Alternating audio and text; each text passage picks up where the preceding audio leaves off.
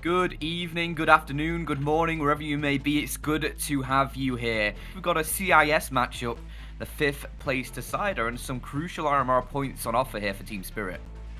Yeah, I'm just happy we obviously get to move on to some best of threes now as well. Always spices things up a little bit. INDE IRAE looked pretty good throughout their groups, obviously. Things didn't go as well for them during the tiebreakers, I believe it was yesterday. Didn't get to watch them personally, as we were still covering our own games, I believe, at that time, but it didn't look like it went as well, losing out to Gambit and VP. So they're getting the chance here at their 5th place. They want to try, as you said, get a decent amount of points. And surprisingly, for what is usually a pretty newcomer team, I think they have a pretty wide map pool as well, so they could have a bit of a shot here. But obviously, dealing with Spirit is not going to be an easy task for them. They've shifted 2 players over. They've got another player just holding towards mid, so they're going to be in prime position to try and hold this back, as Davkos is going to be trying to have a dicey duel again. Eventually, he'll get taken down. Railway's next up to the plate, but he's putting up the numbers for his team. 2 kills coming through. He's losing his teammates, though, and now he finally joins them in the morgue. It's only flowy, and you can't shoot people if you're trying to take off the suppressor, my man. But he will eventually catch the kill. But Justine, the Team Spirit players, they're pretty backtracked all the way over towards B, and they're getting the bomb plant down. Flowing's here quickly, but there's a man ready to peek through the spawn. That's Chopper, and he goes ahead and just hits an instant headshot.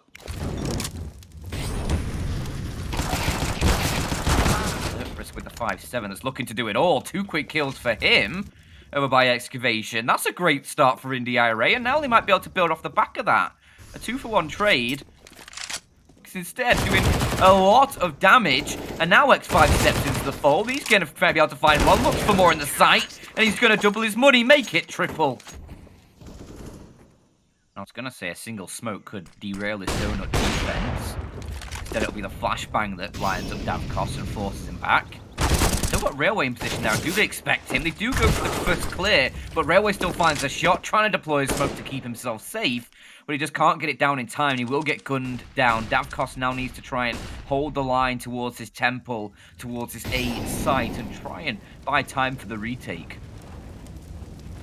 But it might not even be necessary because his teammates aren't having most of the success. Davkos, hugely impactful kill, catches some Young as he wanted to go for the plant, but the utility just about subsides and removes the obscurity from his vision, leaves Dexter alone in a 1 versus 2, and Davkos just gets the perfect timing with the AWP. Oh no, it looked like he surely had the drop to at least get 1 free kill out of that. The nade will be good for the trade. Well, Davkos holding strong with this AWP from the back of the bomb site, smoked down. Does force him back out of position, but for now it doesn't really seem to matter. His teammates have dealt with everyone who's already crept forward. It's only Dexter left on that lurk. He's only got a Tech 9, and well, he should be, I was going to say, spotted pretty soon. There's a smoke down for now, so risk, as you can see, at least being cautious. So, not, I was going to say, giving too much over, but he ends up taking a little bit of a swing, cop at a Tech 9. As well, going forward past the site, Young might be the first point of contact here around the corner. Good flashbang, but it's the duels that favour INDE IRAE. Chopper just managed to select a couple in return, and now Magic swings in with those dualies. Can only find one as he gets shot in the back, but it's Dexter all alone against X5. Who's going to be able to close this one out? Dexter, no kit, is just going to try and keep tapping the bomb. I don't think he has time to get the defuse through. INDE IRAE are going to pick up the pistol round with just a very nice choreographed hit towards this B site. Doesn't take a silencer off, there's none on the up, but he doesn't quite manage to land the shot, unfortunately. He gets tagged up instead. Chopper's going to hold strong, rather, in towards the sniper's nest for 1, and that molly came in very clutch. Dropped it in front of him, stopped him from being pushed down immediately, and gave plenty of time to prepare for what is a follow-up headshot. 5-on-3, looking pretty good right now for Team Spirit. Obviously, Davkos knows Chopper's still in his corner. He really wants to find the kill. And unfortunately, just as he begins to push forward. So impactful on the first half.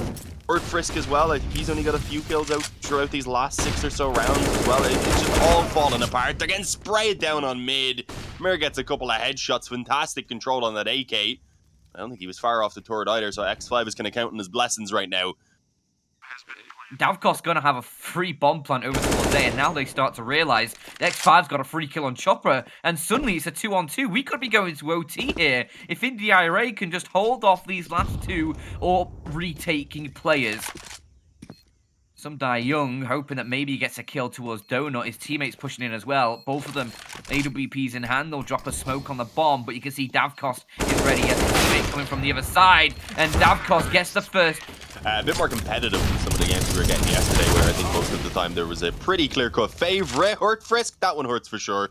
Was standing in a molly the entire time as well. Had been blinded up, and that's a bit of a change from Team Spirit. They haven't gone to punish that aggression as quick as they just did right there. Normally you have Magic just creeping forward and then very slowly stepping into the angle and getting shot in the face. He tried something a bit different this time though. Oh, Flowing is on a mad one. Did he just charge through main?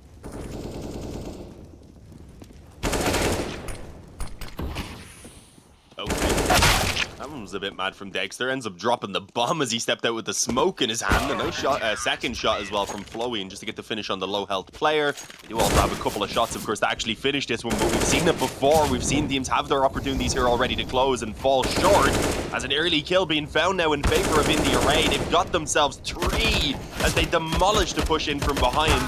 The deep smoke as well has actually kept both of those other players at bay back towards the sniper's nest. And well, a little bit of a spam there. X5 apparently it wasn't through the smoke. It must have just faded away as he got himself that frag. But either way, SDY can't do anything. And honestly, their money isn't perfect here on the CT side. You can see Chopper and Magics are a little bit low even. So it could be worthwhile for SDY to just carry over the Og. It's been hunted. Loads of money for INDE IRAE, of course, and they take it away eventually. B site is ready. Chopper's trying to find the shots, just can't quite take down X5. Eventually, I think this nade will finish the job. It will. Railway does get one. Actually, he gets a second as well. Peeking into the crosshair of Chopper, but the M4 just can't find the instant kill, and somehow Davkos bails out his team. Railway needs to do it, but he can't. Finally, we come to a close on Ancient as Team Spirit. They will be the ones to catch Ancient, and only just on that map pick as well. Couple of players still here to defend. It'll by no means be an easy one. They have rotated SDY back towards A, though. And, well, maybe that one player showing himself is going to keep them in place a little bit longer. As I say that, though, it's an instant B commitment. Chopper's already got one. Dexter from the van taps another couple of heads to add to his initial kill. When you see it, it's beautiful. That's a nice opening kill for Hurt Frisk. However, the kills very quickly in response. Need to be cautious of the man who's starting to move back from Kitchen, but he's got Tech 9 again up close, pushes through. With an infinite one, though, you could be 1-0 or you could be 72-0. So as you're saying, it's not the best way. Normally you can tell from the kills whether it's impressive or not. Anyway, as Magix is looking to hold from the spawn, it's a retake setup overall, but they do have some nades on the CT side that they've been able to throw in to delay it. And there's no actual straight up smokes down from INDE IRAE. They played this off of contact, so this is interesting. Caught up on the Tetris position once again. They are at least ready for the trade, as it was only here they decided to swing forward, but they're still being, unfortunately, traded out. It's a very costly push at the moment. And as I had said, everyone is already here from Team Spirit, so can't get it done. Like it's going to just be a straight B-side execute, which might actually turn the tide. But Chopper is there, and he's found one. With the help of Mir, they actually secure a second. Already a 2-man disadvantage for the INDE IRAE side to try and push forward, and it's just not going well. Mir's still picking up kills. Maybe Davkos can find one here, but dinked up. He needs to be careful.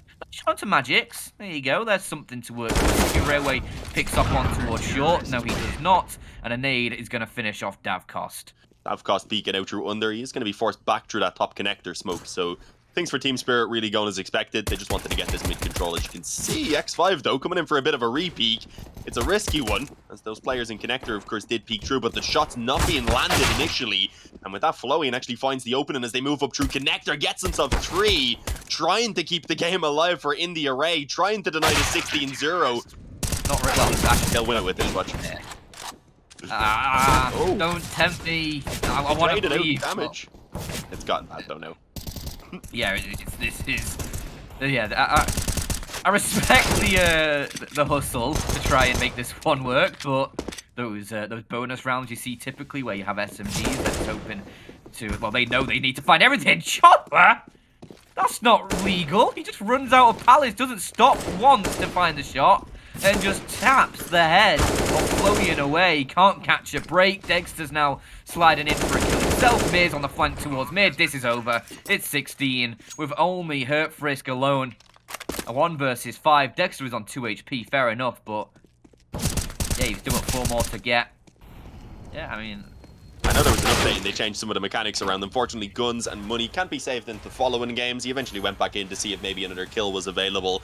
But it's going to be finished off by Team Spirit, who take a 16-2. They weren't able to get the 16-0 dream in the end, but again, I don't think they have really a single care about that in the world, because they get the win. They manage to get themselves that 5th place, and as you said now, have added a ton of points to, I believe, bring them up into 3rd place within those standings.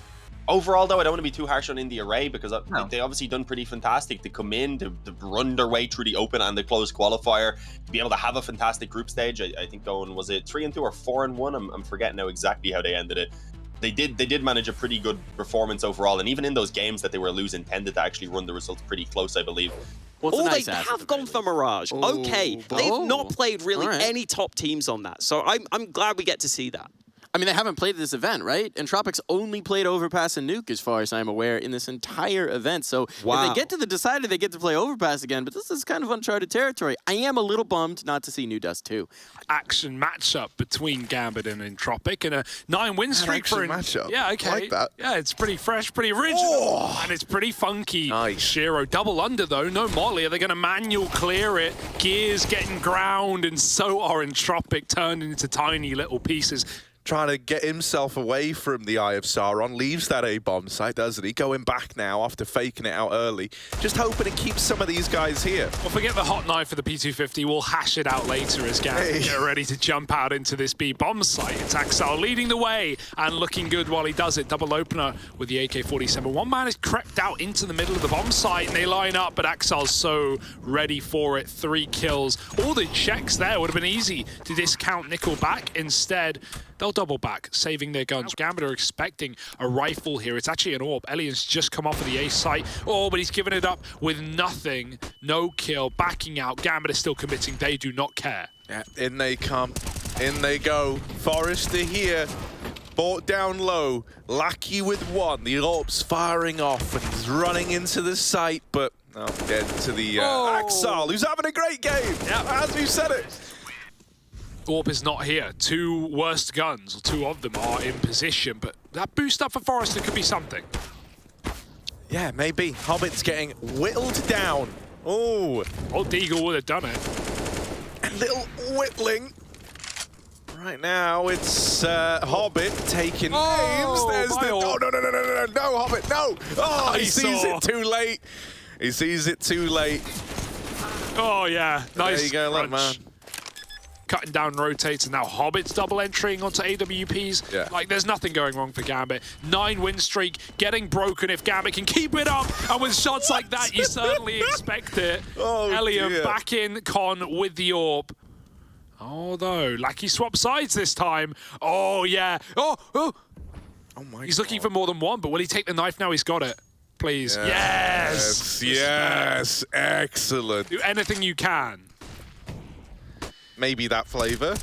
Maybe, who would know? Lackey, a 5-on-4. What could go wrong? Gambit, 4-on-5, and it doesn't hold them back. Oh, Lackey's doing whatever he can. He's always trying so hard. The bomb plant isn't denied by Elian, and now Shiro's going to remove him from the top of stairs. We promised you a brawly game, and boy, have Gambit and Entropiq delivered on that front. A 2-on-2 in the retake after Lackey is the one guy doing anything to make this round happen. And with him knocked out and Forrester left in another one of these clutches that he's never been able to get past Gambit, maybe there's hope this time around, but Inters just isn't giving him the fight. The kit is all the way at ramp. There's not enough time, and so Forrester might get all of the kills, but none of the glory. Flash goes over at Lamps to try and get Inters out through ramp. Will they check the sandwich? I like the spot. They've sold the fake really well with Nickelback dying. Crad, immediate kill, bomb dropped. He needs a second one or this round is done and he's immediately deleted. You don't get a second to react to Shiro. You just don't get any time, any chances, any room. 1 bullet to the face is all he needs. Now Hobbit, great position to tuck on the stairs. You need that plant. Faked it out the first time, trying to avoid spam from short. Hobbit gets spammed through, and now Elian knows where to shoot. Shiro, keep this clean, keep it mean, and he's looking at 4:15. It's 1 more, Shiro. Oh! That's a way to close out the half. Well, here comes the push out through ramp, not really telegraphed. Hobbit waiting under. This could be so blind. Kill him. Here's Shiro trying to help. Instead, he's bested after one. They're overrunning A. They're getting in. They've got a man advantage. So in theory, right, What could go wrong? it should be fine. But still, you know, the scoreline is the way it is for good reason. And here's Axile. Oh my god, right, you've just seen everyone in jungle. This is where you say, someone, get on that bomb, baby, I've got your back. There they are, sticking it. Inters taps them out. Not quite.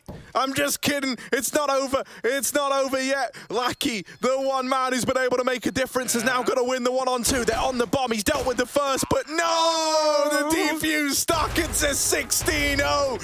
They've been given an opportunity to convert a pistol, and that can already... Okay, that's one way to do it. Tiny little pixel gap. NaVi on the flank, but they know about him. Nickelback has gone to deal with that player.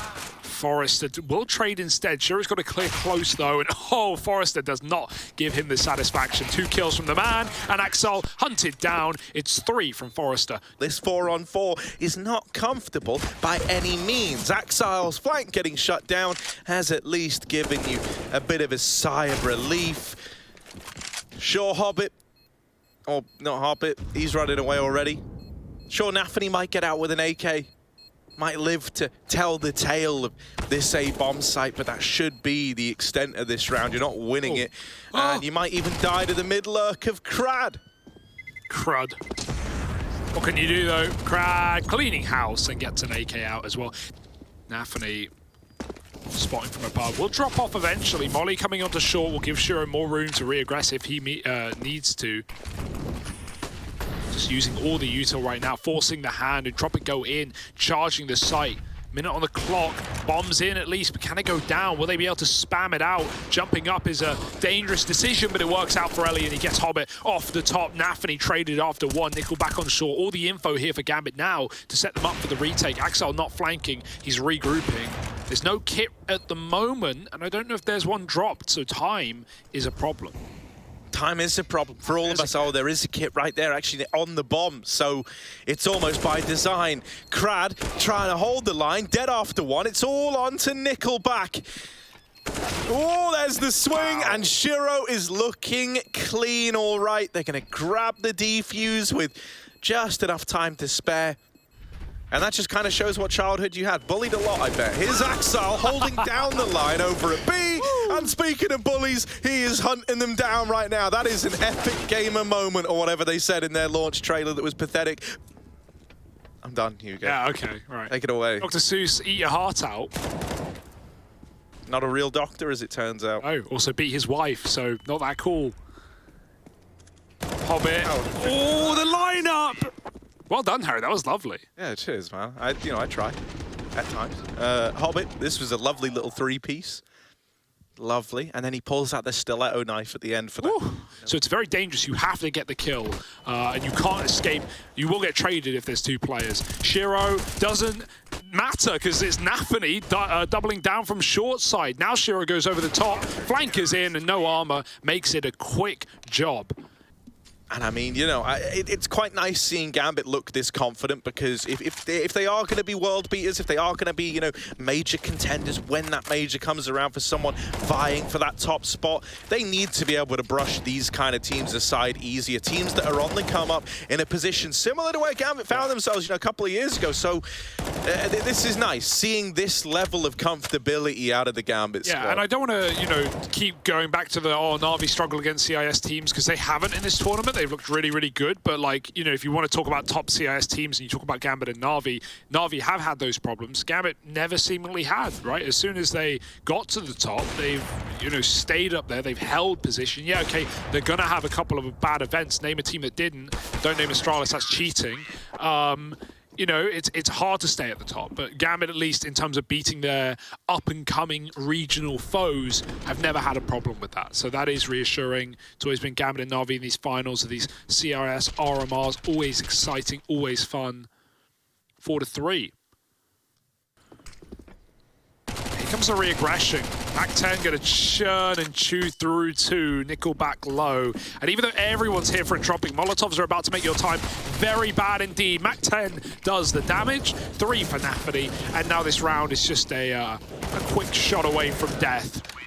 One stock and a bunch of it, you know, that's what they're going to have to try and rely on in turning this game around on the back of dual Berettas for Lackey. Ooh. Oh no, that's the worst part. You set up for the aggro. Shiro didn't even realize he still got the kill. Oh, NaVi's going back, but... Oh, this is weird. Crab will hold on. And now that he's seen that, he's kind of like, that's odd. That's weird. But Elian is still pulled around over towards this A site. Oh, this is going to be so weird, because for the guys in the site, like, you're committed. You need to kill the players in A before you rotate away. And at least they're doing that. Inters with one more is going to get shut out. And so they don't realize yet, but they don't know. They don't know. Come on, there's literally now they know. No sound. Takes him a little while, doesn't it? Shiro. The pacifist 1v3 clutch for Shiro. No kills needed, mate. Playing the objective. A real warrior wins with his brain, not with his sword. 3-on-3. This was a man advantage for Entropiq that might mean nothing. They've got no B control. That could have been it for Elian, but flashed off. Forrest are going to go through. Good flash. Axel blind. Plants are done. Now Inter finishes the kill just before the nade comes in, and now Shiro needs another clutch. This time he'll have to fight for it. 2 health, and Shiro closes the map and series. Semi-finals done and dusted. A quick day in the office for Gambit. They'll go through to the final to face the winner of VP NaVi. For everyone watching at home, this is the biggest evidence you've ever seen that you need to be more patient in your post plants when you're playing your games. Just chill out. See if they ever actually do manage to retake. Sometimes you don't even have to pull the trigger. Make the full pacifist run here for Shiro.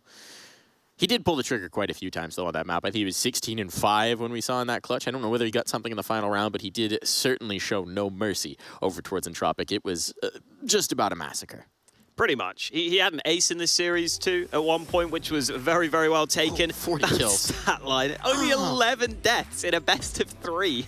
Now you're back here with an entirely new squad, 4 young players, and you've qualified to the top tier. You are legends. How does that feel for you? Of course, it's feeling great. I mean, it is amazing. The guys gonna play first major in their career, and you know, it was my dream to came back and to go through the legends and maybe win another major. I would like to play versus NaVi against NaVi. It's always hard to play on the grand finals versus them. We lost 2 times and won only once, as I remember. And it's always interesting. It's a huge experience for us because we don't have a goal to win this tournament, to be honest. We qualified, we are legends right now. We have a lot of points. Of course, it's going to be better to win this tournament, and we're going to try to win this tournament. But first thing, what we need right now is best practice on the tournament. NaVi and Virtus.pro. Only one of these teams can make it through to the grand final here at the Intel Extreme Masters Fall, and NaVi would like to just about salt away their #1 seed in the CIS region with a win here for Virtus.pro. There's actually not much on the line, except for placement here in IEM Fall. They can still earn a bit more prize money, a bit more pride, and perhaps an easier path to Katowice. I mean, we've talked about it before, right? And for all of these teams, getting one over on the big dog is going to mean, I think, a lot more than people realize. That psychological victory, right? For the likes of VP, being able to say, we just beat the Intel Grand Slam winning NaVi and taking that potentially into the major as well. As much as we've got our major qualified teams, we know that now, and we're just playing for prize money, we're playing for seeding. It's still such an important matchup.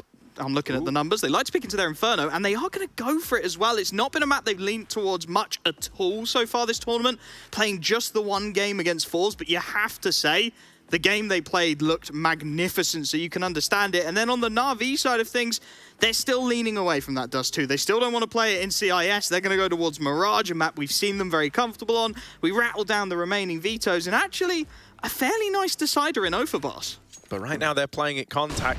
Jane doesn't see a thing. Perfecto isn't blind. He uses the lip of the boost to dodge the flash. It's though read by Yakinda. And this was a 5-on-3. Now turned 3-on-3. Okay. Luckily enough, Simple's reclaimed the double. Jane caught overextending. Not a sentence you're used to saying, but he just wanted the trade. He just wanted the 2-on-2. They're wrapping him through CT and Ruins. He's first looking for the CT fight. Double for Sanji. And just bit left. He gets it over the line. Yeah, they're walking into the stack again, but it's just pistols. And they haven't even had issues when these are rifles, so it's wishful thinking to assume anything's going to happen here. Kills are coming to you, one by one. They're just walking through smokes. Buster, electronic, silence, but Buster doesn't mind. One more man on the boost, not going to get away with too much. He drops, and he really drops. Buster spams him through the smoke, nothing new. His team are moving up into that B-bomb site while he knows VP's attention is diverted, and Boomage, careful, buddy. No util down, they're just dry fighting. Simple checks every corner he needs, and all of them die. Simple with 4. Approach this with a little more bravado, right? Like, I get the feeling that if that was any other squad, it might have just been the save out of VP. And in a way, maybe that almost reinforces that idea in your head. You go, well, if we had saved that, we would have had guns. So this could be the perfect round to stack it up. There's a fast play. It's contact. Yakinda's caught unready. Sanji goes through the smoke, and it's only damage. It's not enough. Buster's molly burns out Boomage somehow. Maybe he can build something upon that. He's found a second. Buster, the molly's faded. He's got room to move back in that they're not ready for. Back turn, Simple up close. Buster waiting to pounce with a flashbang. It's a kicker, smoke spam. Buster's got another. No way VP are taking us to overtime. Bit can't stop Jame, and somehow, some way, the solo man at the back of B. Through the short side, they need to clear this close angle. They need to be ready. Oh my God, Bit turns on a dime and is dealt with Jame. Will they consider it? Are they ready? Bit certainly looks like it, and he's given the double opener to NaVi, bringing this back into even odds. Both players at long. The nades rain over, but Electronic's made of sterner stuff. Bit in the pit, a third to his name, and he's slicing through VP. Still waiting in T-spawn, but now Simple and Boomage, 2-on-4, lots of map control lost, but Simple, the double! He's saved the day for NaVi. He's made this round possible, and now James' flank is ultimately meaningless. He's coming in on a late banana retake. Once again, trading out to the AK early, trying to dodge any sound cues getting made. Boomage needs this kill. He's so often betrayed by the sandbag CT side. T side isn't going to fare any better. Up close, Jame looks ready, but not fast enough to beat Boomage. It's all on Sanji again. Another one of these clutches needed. How is he meant to pull this one out of the hat? He's not getting given a fight. A taste of VP's own medicine, and it's Simple back around to join this A offensive. NaVi are still 3 strong here, and it even looks like Perfecto might start to move his way over. Might not even be needed, because once we've hit OT, Bit has come in to a class of his own. Yakinda does have a molly, and really he wants to try and work his way through this utility before he falls. Holding for the electronic swing, but instead it's just the leg, and Bit is going to cancel that out in the blink of an eye. This is looking done. NaVi, it might take them an overtime to get there, but they're looking to steal VP's map pick away. No one overextending, no one giving kick at the room. They're just going to play a numbers game here. Creeping and crawling, but as soon as Electronic gets that contact from Boomage, he's uncrouching, he's swinging, and he's closing this first map of the series. Kicker checking everything. He's gone very deep at least. Can he find a spot? No. Electronic pokes his head up the top, and NaVi shut down the first map of the series. You got to give it to them. 10-5 down. It felt like VP town, but now we go to Mirage, where NaVi are sitting on a 5-map win streak. Yeah, they want this. They want the A-bomb site. They're going to go up through Con. James P250 taps out one, but can't make it a double. And Boomage going to lock it all in with a 3-piece. The little eco round run over nice and cleanly. Yeah, Yakinda's really got his work cut out for him here, right? He's somehow meant to be expected to hold both the B play and the short push. He's dealt with the first component and does manage to skirt on out of there. This sets VP up for another one of these retakes, a 4-on-3. Now, we've seen these fall away from Virtus.pro. This can't afford to be another case of that. There's that retake smoke. Are they going to push with it, though? We've seen them cower behind it for too long before. They're waiting for this Absolurk to get into position on Yakindar. They want to try and split this on a good timing. But a lot of time has ticked off the clock. James setting up this push out with a flash to try and get them in. And now Yakindar arriving through the apartments, opens with a double. Electronic hoping he can win it to time. And with turns like that, maybe he can. That is unreal, Electronic. You were not supposed to win those. And yet he does. On the push, James caught, they've got him trapped, they've got him pincered, but Electronic has been removed, and James hits both the shots he needs to hit. He doesn't need to. I mean, this is a weak buy for NaVi. They don't have the same amount of util to run what they've typically been running, and so instead they just run into the firing line. Oh my goodness, Spam does convert. Perfecto gets the kill. He needs to reload before he goes, or just trade, that will do. 2 on 5, or at least it was for NaVi, as they try and turn this round on its head. Bit backing up. He knows James Orping spawn. Oh, Perfecto's gone back to spawn, and he's taken down Buster. Don't do it, NaVi. Not in the last of the half. It was a 2 on 5, remember? And Perfecto has done everything he can to level the playing field. Also, that kill on T-Spawn, you might be thinking, oh, well, as long as VP trade this out, they should be golden. You're not wrong in that, but the T-Spawn kill is huge because now you no longer have the certainty that it's an A play, and you're assuming that with NaVi spotting you in T-Spawn, this is where the mind game steps into it, that they're going to go back to B, and they know you're stacked up on A. You deal with Bit, but Perfecto is just continuing to be a ray of sunshine in this round. 1v1 for him to find, and hell, it was him that made this 2 on 5 possible. Now it's just Sanji that stands between NaVi and an 11-round half. Perfecto just gets out of danger. Nade falls short, and so he's given a second chance at life. It's not planted for him. He's got to move up now if he wants to deny this, but Sanji is not sticking the bomb. Perfecto knows this, and now, the mind games are afoot. Perfecto caught out in the open, and so Sanji will get that round over the line. It's a 5-10 half for VP, but is that gonna be enough?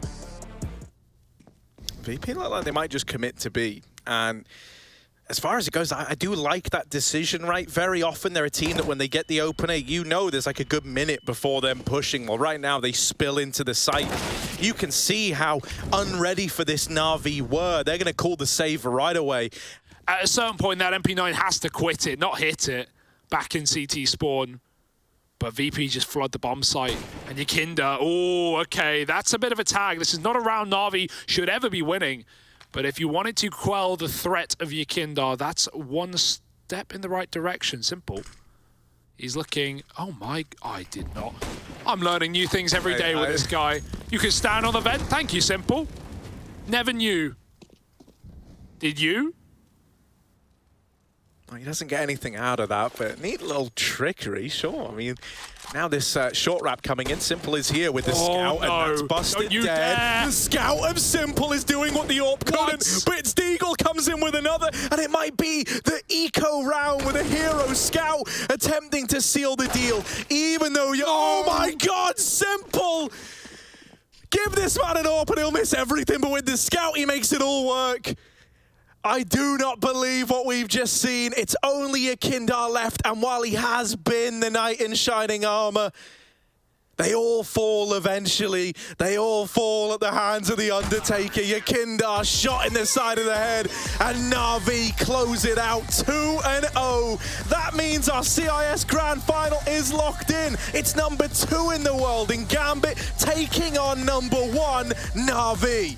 Honestly, NaVi's game plan here I really enjoyed, especially in that first half, because they constantly fought Yakindar on mid. You know Yakindar's going to give you those fights, and even though Yakindar was getting frags and did have a great game here, especially in the second half, they just traded Yakindar out of the round early. They got that mid control, and then they had a really nice push and pull between the bomb sites once they got that mid control. A lot of plays into B through short, which VP setup is normally not that well equipped to deal with. Often they would leave Sanji alone there.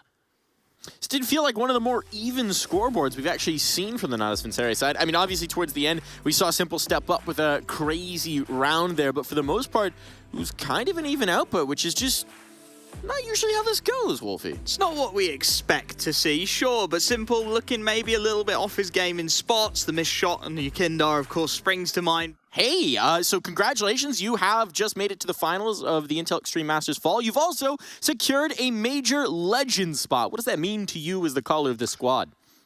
Of course, it means a lot for us, and we was playing this tournament, and we understand we want to qualify to the legend stage, so we really happy. We was really happy yesterday because Spirit not out of the group. So right now we're trying to get this last tournament before the major and keep our good status. So there is definitely a little bit on the line. It's a game that I'm certainly excited for, and I think just the way it should shape up in general. Even just seeing the opening games that both had in towards their actual playoffs here, you can see they didn't have too great of a time. Gambit were able to take it 2 over Entropiq, sending them down here. And VP, on the other hand, didn't have a great time versus NaVi either, as the two legends so far kind of just made things look relatively easy. Yeah, I thought we'd see a Dust 2 pick coming through from VP. The Dust 2's been pretty good. Their Vertigo, they played quite a bit of it in the overtime tiebreakers. They didn't play it at all in the BO1s or in their game against NaVi. Dust 2 now being banned out, and I'm kind of looking at Ancient and thinking, hang on a minute, how can we possibly come here? VP don't play Ancient at all, and they banned Dust 2, so we are going to be going there. Geez, this actually doesn't look great for VP, knowing that Ancient's come through as a map 3. Now you've got the man in pit as well as Sanji in heaven. They don't have the nades, sadly, to work with, so they're just going to have to land shots, but the FAMAS gets it done. Half the control by Kicker for that transfer onto the second man. Sanji doing what he can from heaven as well. They won't stop the bomb plant, but they do the damage and leave him alone now in the 1-on-2, and while being forced to swing. Much presence around long other than usually one player or so going for the early fights. The flash over for Yekindar. He actually only gets himself the 1 kill. He did actually get a dink in towards both Lackey and Elian. But he still has kind of the self-awareness to realize he doesn't have to stick around, fall back off, keep the advantage they already have for themselves, and call in for some assistance from James, who's going to come in and help him to clean things up. Unfortunately, losing his own life in the end, so Yekindar does go down, but it doesn't really matter. They've got a 4-on-2. They've been able to utilize these weapons fantastically, and James just keeps on going into his own smoke, I believe, even there in the long bathrooms to get the second last kill. Yeah, this time with a bit of support at least. This position's a little bit more reasonable back towards Guardian. As you can see, he gets the wild spray down. Had committed a bit heavier than normally you'd probably expect to be. But again, with his teammates here who are able to go ahead and support him, I think Buster just ran up through connector as well. It's not going to be a big deal. Even though the weapon was dropped, it never actually gets a chance to be recovered, so they're only working with the pistols, and now it's all Brad, so... Every time you've got an in, you get an out, and even James just peeking into that connector angle, dealing with that first player. He's won so many opening duels on Overpass. Yeah, it's sort of been ridiculous, to be honest. James with his opening duels, Yekindar as well has been looking for them pretty active. They're going to have 3 players to defend, and this just gets so much more difficult for Entropiq. Nickelback and Elian have got a smoke each and a flash to work with. They've got to start getting picks. They really need to get a move on. They do bait in James quite aggressively. But still, the win, the pick up here would be a very nice find, and we're going to be finding a clash in on Monster. The aggression coming through. It's not expected for 2 players to be holding up close already. So the trade at least going to be available, but it's going to be that straight up B hit with a stack in place. So this is going to be absolute chaos. Somehow, for now anyway, there's only a couple of trades coming back and forth, but it starts to go the way of VP as Elian's left all alone and suddenly needs to pull off the 1-on-3, but he's got the first kill. I've got to wonder how the T's are going to play it. Put that molly down, just try and cross the bomb over. James can peek on the contact. Elian wins the first. He's got to try and see if he can follow up with the James. The pistol tap, trying to come through for the USP. The Glock on the others. Not letting anyone get away with anything. It's dangerous for Kicker. Never mind, it's dangerous for his enemies. Yeah, handles that well, doesn't he? Even the SMG's thinking about having a bit more, and Elian's he's going to try his best to hold on to this scout. I'm sure he's going to want an upgrade going into that next round. Deals with another player, so he's getting some extras. Yeah, should just about get her in time, but as I said, smoke of course goes down to maybe make it a little bit harder. Nades-wise, there's nothing to slow this down either. There's a single flash for Nickelback, and he's in a position where he doesn't want to give that away. Wants to catch them off guard, and will at least do so on towards Sanji, who I believe was even slightly team flashed. He's not able to deal with the second man moving in from long. Good push from VP, confirming at least the trade, and this retake is going to be damn near impossible. They don't have a kiss, so they'll have to move incredibly quickly. Just needing to try and sweep up the kills, and well, to be fair, 1 man in on the bomb site, 1 in on truck as well. It is doable, but James stands strong, already with a headshot to his name, Forrester. And obviously we've ended up in this position at 15-6, and look at Yekindar, he's walked out Monster already. There is a man watching for it. But will he be quite ready to land the shot is the question. No, Forrester takes actually a bit of damage. Kickard has got a kill elsewhere. So it was even the first blood already picked up for VP, so the pressure was on. And thankfully for them, Forrester will be able to finally deal with the man who had crept through Monster. But they've still got to pull back a 4-on-4, and they need 9 rounds in a row in order to make that overtime happen. So it's not looking good. They're going to have to hang on to B. Lackey with an MP9 actually does some pretty good damage, but it takes him a while to get the finish up towards that initial player. And by the time he does, suddenly it's a 1-on-1. Buster doing what he can. Forward now, 3 players initially on the bomb site. I do believe Nickelback's having to work his way back in. This is not going to be an easy push at all for VP. The flash is perfect as well. Brad allowed the swing in. Free kill on towards Yekin there, but they aren't dealing with Sanji on long quite as well. He's at least able to get a couple of trades before they eventually deal with that man. And, well, now they're actually struggling to get Forrester in on the truck. It is, again, a trade, but he wastes a few seconds, gives that moment for Lackey to try and get into position. And now it comes down to the 1-on-1. Sanji actually going to be given even a bit of time to back away and get a stronger afterplant. Got to imagine that kit's going to get picked up by Lackey if he wants to get onto the bomb. Tap it once, try and see if he can draw the fight out. Sanji on for the quadra. Does he have the right read? Oh, he's just not even checking. He's not even jiggling. He just has that feeling that he's not going to tap it. Lackey's finally gone back to the kit, got onto the bomb, and this is where Sanji can go out wider. The kit just coming through. The stick's coming in. Lackey finally gets off it, and Sanji wins the fight. What a clutch again to come through from VP, and it's Sanji to get the job done. CTs want a retaking ramp. Flash over the top. They're not seeing anything. Oh, destruction from Nickelback. What the hell? How has he got so many? I was going to say, might even have a little bit more with Kickard on low health, but no, eventually denied.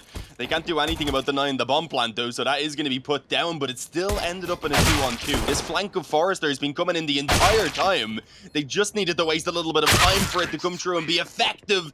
That's a fantastic HE stack. Even a one-way smoke for Elian to put down to try and hope to catch across as any of the CTs start moving forward. Ikinda's got to try and find an advantage back, try and get a ramp pick, stay alive if possible. Very wide on the angle. Does deal with the first. Can he find one of those multi-frags? A lot of damage onto the second. That actually brings him back to a 3v3. That was a decent position for Ikinda to get him in. Yeah, sadly couldn't hang on to his life, but as you said, 3-on-3, although it does tend to favor the T side, is not the worst spot ever for VP to be in. Although Elian has already crept forward on B, I was thinking might have got the man coming over to scaffolding, but no, actually just peeks in to find Sanji instead. Knows there's another man up close as well, has even now heard the scope of the offer back in on mid, so he should be able to call that over to his teammates as they push in, but the bomb's being dropped. Nickelback takes the fight alone, and it's only now that Elian goes for the trade, and he's going to find them both. So they're taking their time and just ensuring that VP won't be able to get anything going again here to warm themselves up. But there's a good start. Buster had been forward on B for quite a while. He only now just shown himself. Does go down, and he was the only man holding, I believe, presence initially on this side of the map. But they start moving back over. They have no idea. Buster should have at least 2 from this, maybe a little bit more. Is the hat trick? It was found, but not in the quick burst right there. He wasn't able to get 2 in a row. And they're being torn apart. VP looking much, much better in this round now. Sanji with another kill extends the advantage to a 5-on-3.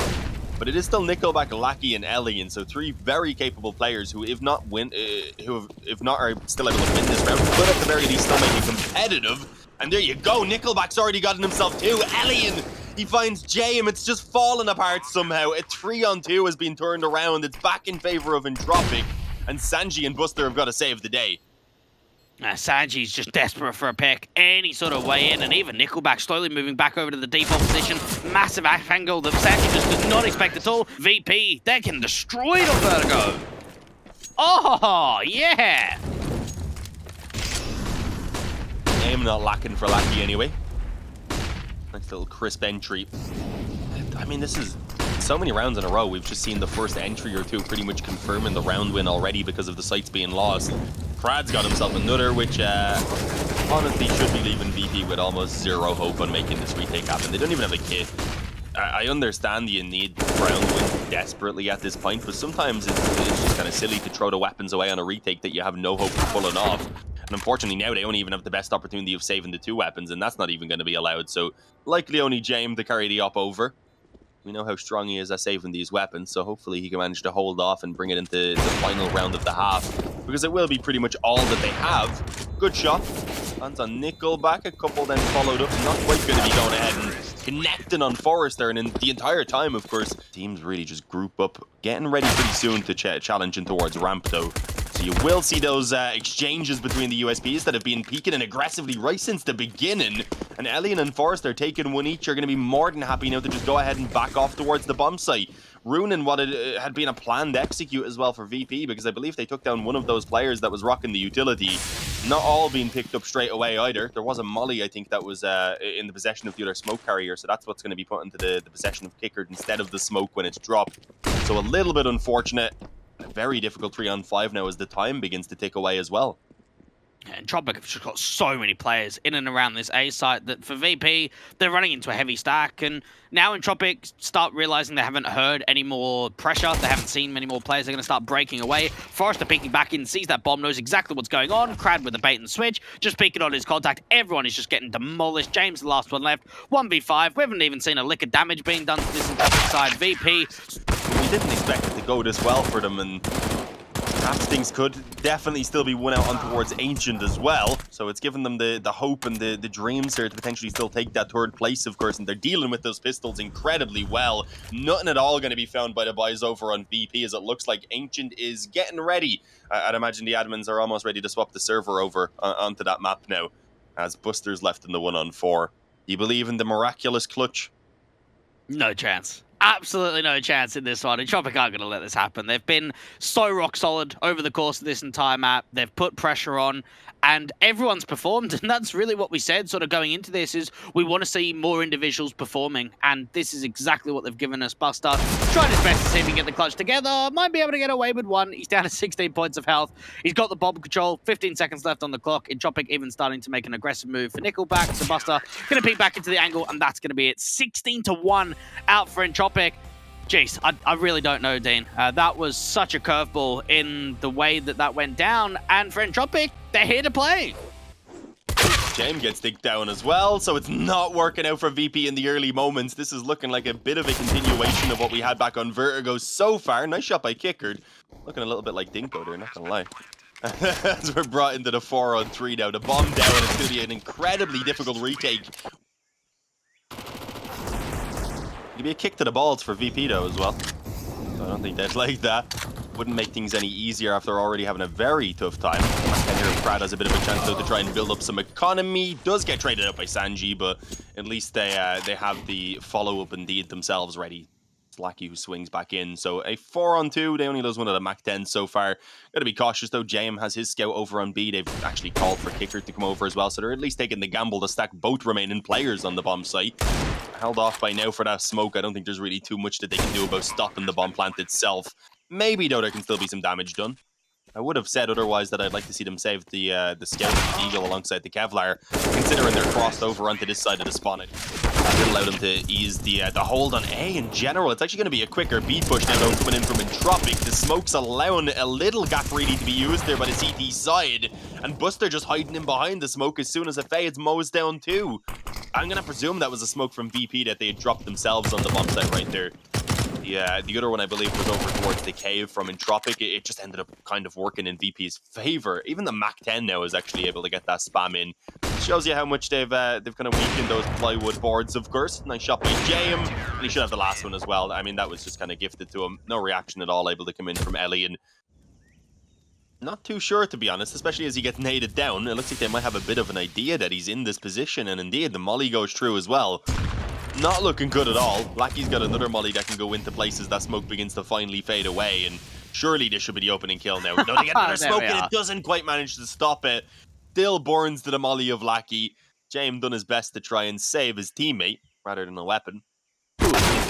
That doesn't work out for him, unfortunately, but they still somehow expect that flank. All right, a 5-on-3. I figured Yekindar would have his chance of getting something pulled back for them, but now they realize Yekindar's still alive, guys. He's probably behind us somewhere, and that would be a reasonable guess considering how all of these maps have gone so far.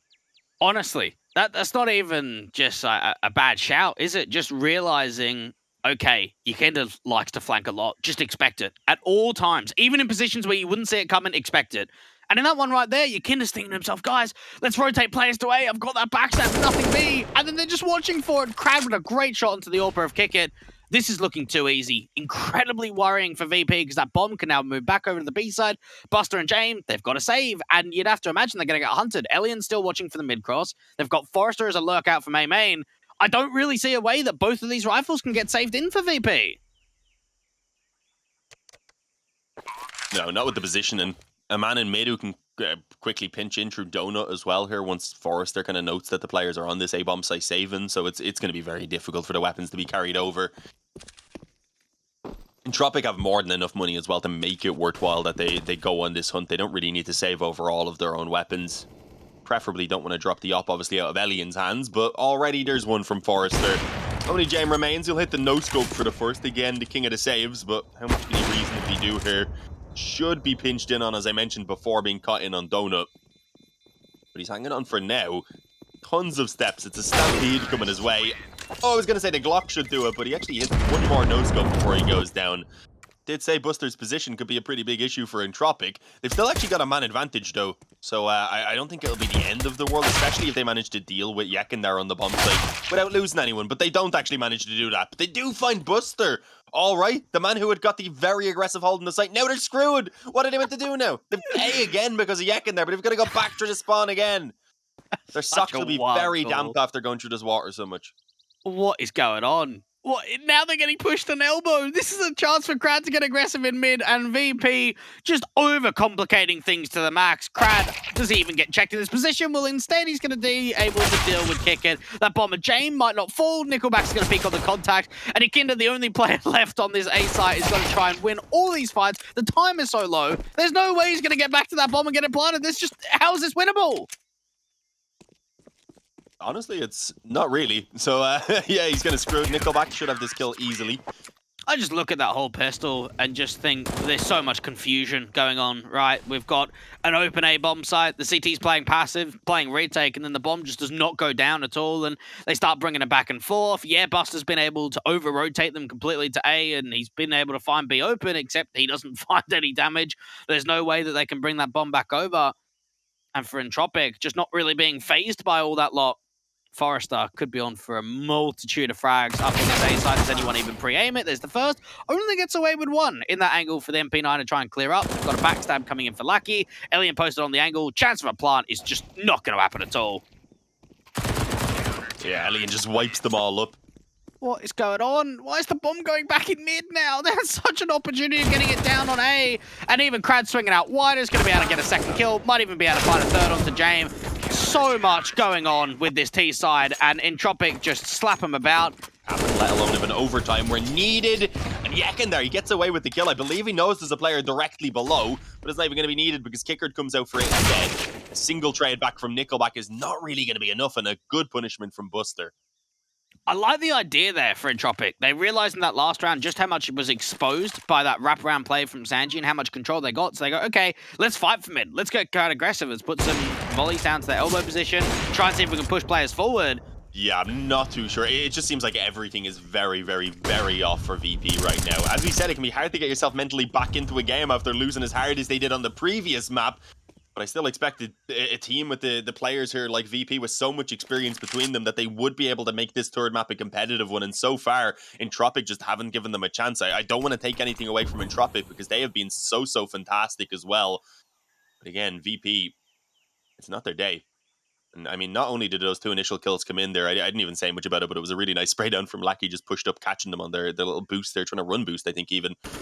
And also a ton of damage onto Yekin there. So just making it as difficult as possible here for VP to try and recover things. Their backs against the wall as Entropiq.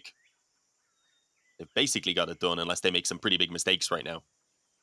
Yeah, when you exclude map 1 aside, Entropiq have been the better team by far in map 2 and map 3. And it really does show the potential of what this team can bring. And now knowing one more round is all going to be the difference for them to get third. And a couple of kills have already come through from mid. Forrester very passive, waiting for that lurk up to that lane angle. 2 on B. It's going to come down to the anchors to try and hold. Oh, solid trades once again. Never really any clean entries being found into these bomb sites either for VP. That's been a positive for Entropiq. They've really strong setups. They're usually ready for the trades to be put through. Never mind. How is this being pulled back from VP? All right. They somehow managed to go ahead and give themselves a chance into 2-on-4. It's very quickly brought down to just a single one-on-one with Lackey now up against Kickard. But is this flank through cave going to be expected so quickly? Kickard still tucked in at the back of the bomb site as well, but he's sitting in the smoke for now. Will this be expected? Lackey might overlook it. Is indeed looking towards the smoke, and he's got it. It's going to be 16-6. It looked like Kickard had the drop, but he's not able to get the shot on the head. It's going to be Entropiq with an absolutely ridiculous performance, you've got to say, to come back into the series after how map 1 went down. I'm very happy with the performance that we saw from Entropiq today. They were the stronger team. They put on a good show and just bounced back. They realized to overpass. Okay, you maybe even look at that first map and go 7 rounds. Could have been more on for there. We mentioned just how many times there was that reset potential that didn't come through. They go into map 2. They go into map 3. They're positive. They're looking great on the server. Overall, a great performance, and congratulations to them to get that 3rd place. The time is nigh, the moment is upon us. 2 legends enter, but there can be only one champion of the Intel Extreme Masters fall. I would expect maybe the overpass here, which is a map that NaVi haven't been fully tested on as often always. It feels like maybe one of the weaker spots in the map pool, and it's one that we've heard Gambit say, we love to play, we want to prove we're great on this map. The best way to do that is by playing the top team in the world. Then they go straight into the Mirage pick, and this is where things get a little spicy. NaVi, they can't play D2. They've shown it. It's too new. It's too shiny. They don't know what they're doing. So Inferno goes, and we get the Ancient, and this was what we were sort of playing with, right? With that new, slightly smaller map pool from NaVi, the fact they don't go to D2, things could get spicy if we end up on that 3rd map. We've heard Simple, admittedly a couple of months ago, describing it as a coin flip, and it really doesn't feel like it's even too far from that now. Nafany's going to set up his team with the flash. NaVi still leaning heavy into this B bomb site. And there's that little heaven pop thrown in from Boomich. You would have loved to get something out of it, but instead the kills go either which way, rather. It's a 3-on-3 and Simple. The only man left up in the site is brushed aside. Hobbit with a little double opener. Yeah, no way you're going to get away with the stick. You've got to thin the herd. You've got to pick them apart. And that's a good start. Shiro gone. Hobbit backed up. And Meaty needs to run. Boomich taps it. A stick may have worked. Bro, if only he stuck it. Yeah, they're rushing him down. No chance. No room. No breathing for Boomich. As Hobbit... that out of Gambit just yesterday in the semifinals. Rush down in mid, Axal opens up. Simple is here, ready to hold the line. Ow. That could have been the collateral, but somehow it's Hobbit right at the back that is found by that AWP, and Axal's going to trade it out. Rotation's now being called for. Electronic has moved up into this A bomb site to join Boomich. They've got to hold the fort in a 2-on-4, essentially. Now make that a none-v4 as... Yeah, you know, for me, I'm kind of eyeing up something like a 10-5, and even then, like, I can never discount Gambit, that's the problem. Bit looking crisp, man. That AUG fires off and secures the double, and suddenly we're back into another one of these 2-on-5s. Now, Gambit, they don't want to be left saving again, right? The round's only just started, and already that's creeping into your mind. Axal, Nafany is dead, and so Inters needs the 1v3 clutch to win this round. It's a last-second bomb plant down on B. NaVi, much like Entropiq, didn't realize it's taken them a long old time to realize this as well. And it's given Inters a long while to get into position. Now, the bomb is not planted for Inters here. It looks like it was a short plant, but that's kind of the element of surprise he's going for. Now, it does hinge on not letting NaVi get into the site, and with so many players already having crossed, this is not going to be easy for Inters. They're on the bomb, they're sticking it, and yeah, Boomich, perfect call there. You spot where the guy is, and you go, well, it's not planted for him, I just win the round. Is locked out at range. Finally, Perfecto is here in time, but time for what is the question? Trying to drop the bomb on the cross, he's not going to be able to. It's already out. Shiro's got the opener. Hobbit sticking it down, and now Shiro looking to stop that retrieval. The one rifle, he's done it with style. Electronic gone as well, and Shiro lights out round. Well, Inters is all the way up long. But it's a classic Gambit B hit, yeah, with Inters long, with Shiro still making noise and connected. Gambit are just trying to catch NaVi with their pants down. Simple's just rotated in to take Monster. This is a perfect timing, but not the flick again. Axel with the entry. Electronic loses his fight, and now it's only Perfecto who needed that trade to keep this round up in the air, and even then, it's tumbling down. Nafany dinked, gets out alive, and Bit realizes, okay, this guy has not crossed into the site. I know what Gambit have been doing. They've been faking us out. Let me reset myself. It's the right call to make. He's not got a kit, so he's going to try and fight for the bomb site. Coming up on long is Inters ahead of NaVi.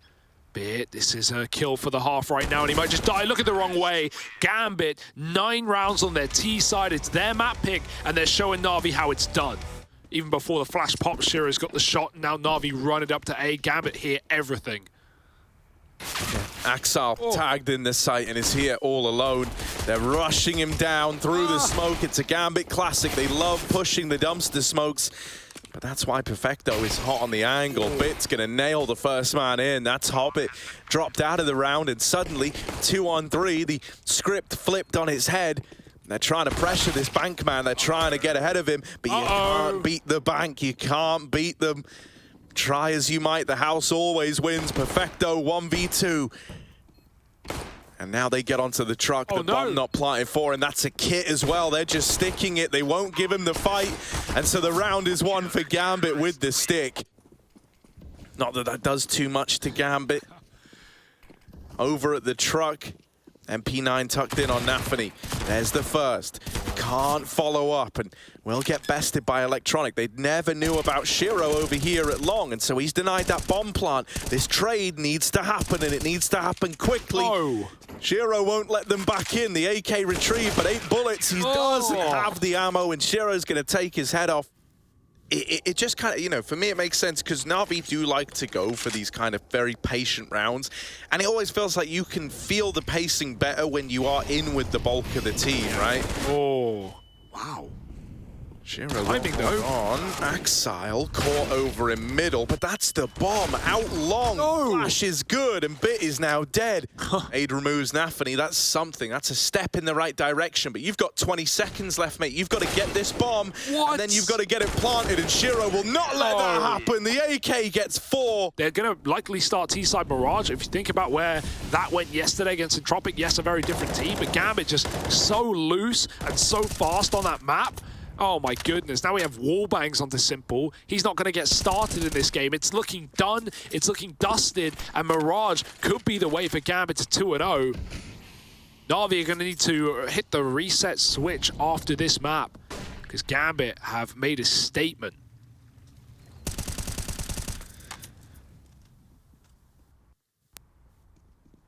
Yeah, they really have.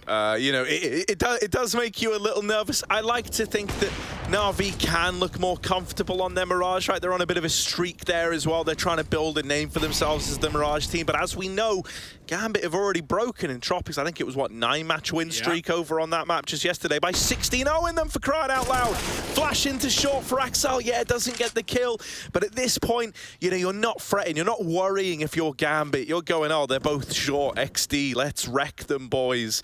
You've got the bomb out in the open.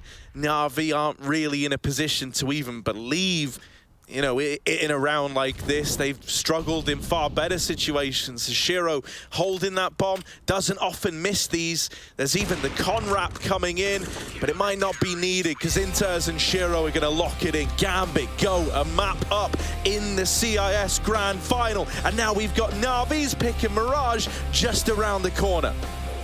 Shiro P250 right out and about. Expect nothing less. We've got a top con smoke and a flash from NaVi as NaVi get this mid info. It's a normal start to a pistol for NaVi, but it is going to leave them pretty lacking on this A site. Will have to be a retake round. Boomich tries to get a pick before the smoke blooms, but eventually dissipates and disappears back into the safety. CT plant here coming down for Shiro, and NaVi, they're waiting on the flank. Ooh.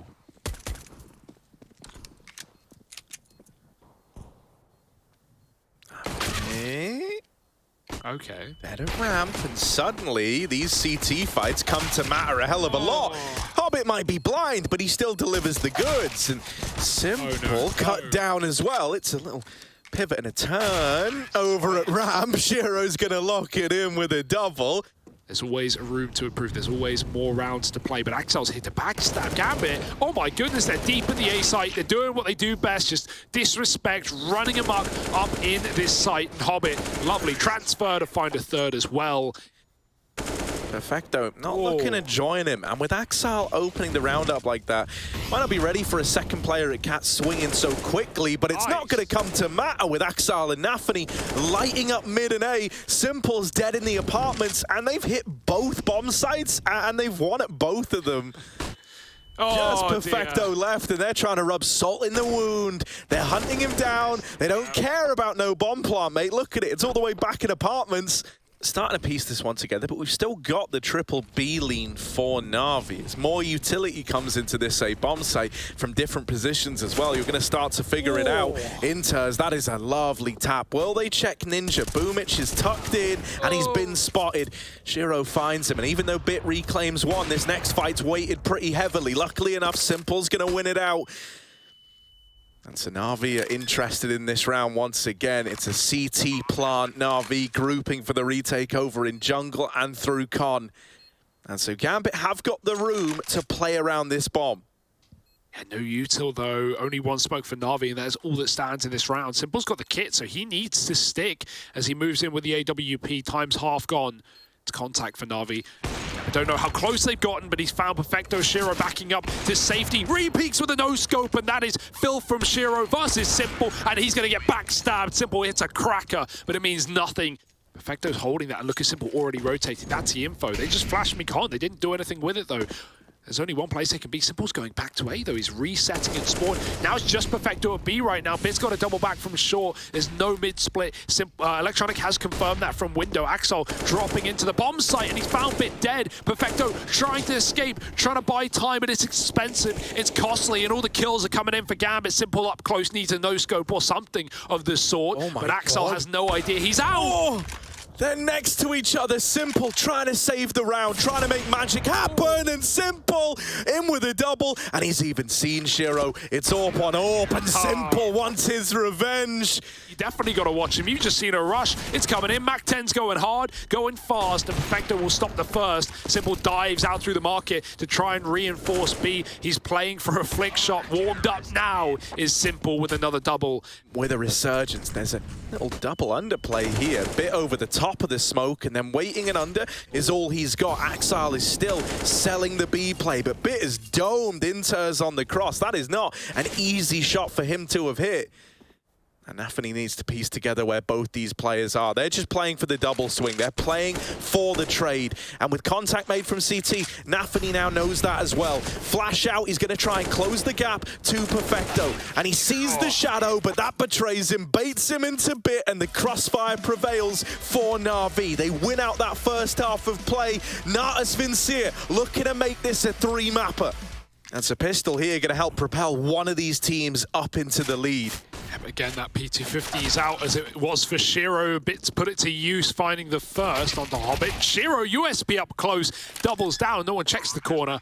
Bombs planted for NaVi, but this is a very similar pistol round, except with a Bit stuck out on the catwalk on an island on his own. He's got to drop off, give it up, try and stay alive. Will Gambit waste time hunting him down, or are they just going to focus on the bomb site? Electronic, no ammo. Axel bails out his team, and now they move in for the killing blow. Simple missed shots, does recover the spam, but he's all that stands as the tap comes in. He's got the knife out. He thinks they're sticking it. It's all a fake. It's all a ruse, and the time is ticking away. They spam the smoke. They're not on it yet. Simple might have just won this round. Knife out again, and it's all Simple, baby.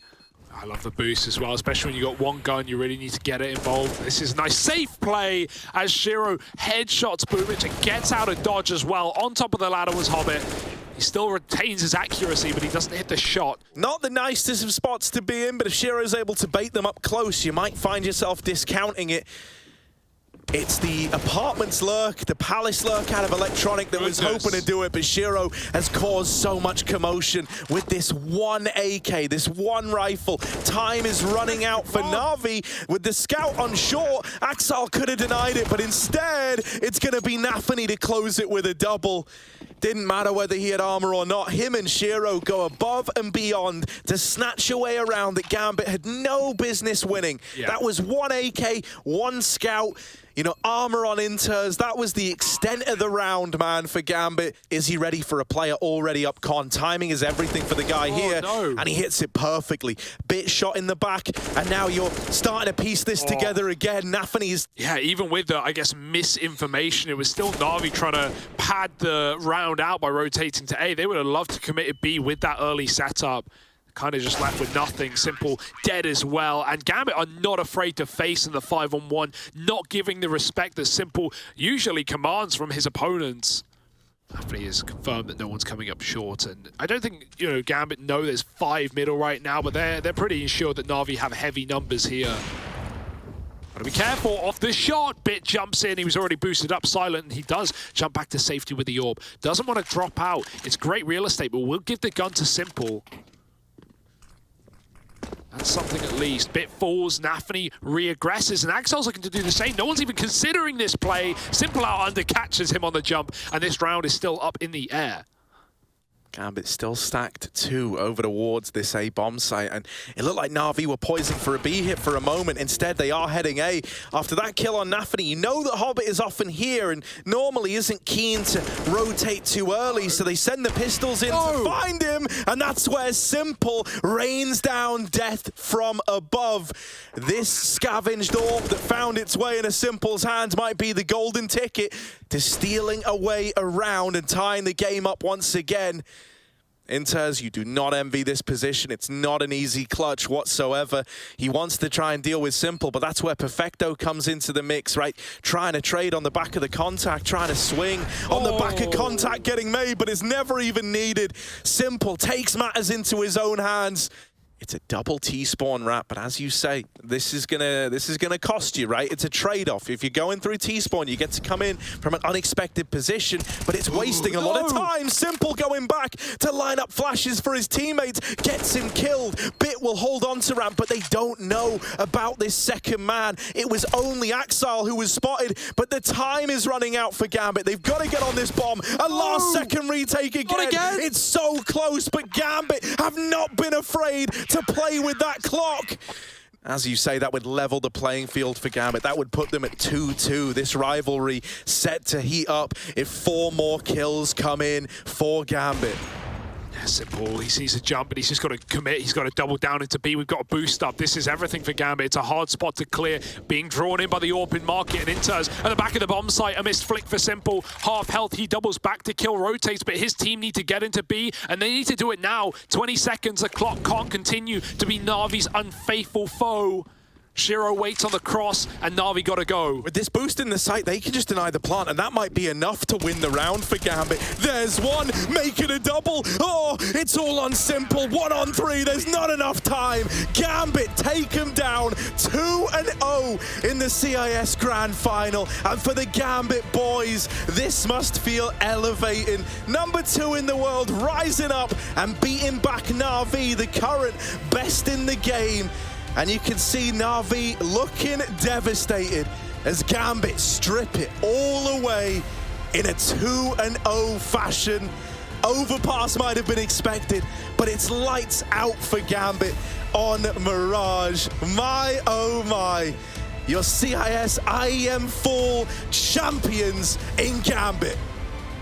Oh, that was over so quickly. It's got my heart racing, Mike. That was, I think, the most complete performance we've seen out of Gambit yet, right? They looked solid across both of their maps. There was a brief moment where NaVi started to get their foot in the door. Simple started to show up, and then as soon as it was there, it was gone. As soon as it began, it was shut down. Gambit reacted, they changed the play, and they just finished it in style. In style, indeed. Who could have seen this coming? Oh, wait, that's right. I did. Only member of the desk to correctly predict this one. That's right. You want to talk 1xBet predictions? This guy's who you should listen to. I knew it all along. Had faith in them from day one. I knew Gambit would be rolling this one through, Hawka. Of course, we're happy that we have like slot in Legend as a Legend team. So we're happy with that. And it was our main goal. But the most important that we managed to win this tournament because like as I always saying, our main goal for every tournament is win, for sure. So I'm happy that we have what we have. Well, I feel like for the first major in 2 years, the cherry on top would be to have the #1 and the #2 team in the world coming into a final, currently drawing on finals 1 at 2 apiece to decide who is the king of CIS and who is the king of CS as a whole in this COVID era. It would just be the perfect finisher. It would, but there are so many other teams that we can't even discount. There's so many EU squads that could make the upset happen. It really feels like a very competitive era of CS, and just getting that ability to have these regional tournaments coming into it almost builds on the intrigue for me, seeing what's going on in EU, seeing what's going on in CIS, seeing which teams are strong, which teams are maybe struggling. There's so many questions. Even here, we didn't see the Ancient, we didn't see the Dust 2. Even in this specific matchup, despite having this tournament, there are still questions at the major that we need answered, and we're going to get them answered. I'm telling you. We certainly are. So many more questions, and even questions about who's going to be involved. This is going to wrap up our show here at the Intel Extreme Masters Fall for the CIS region.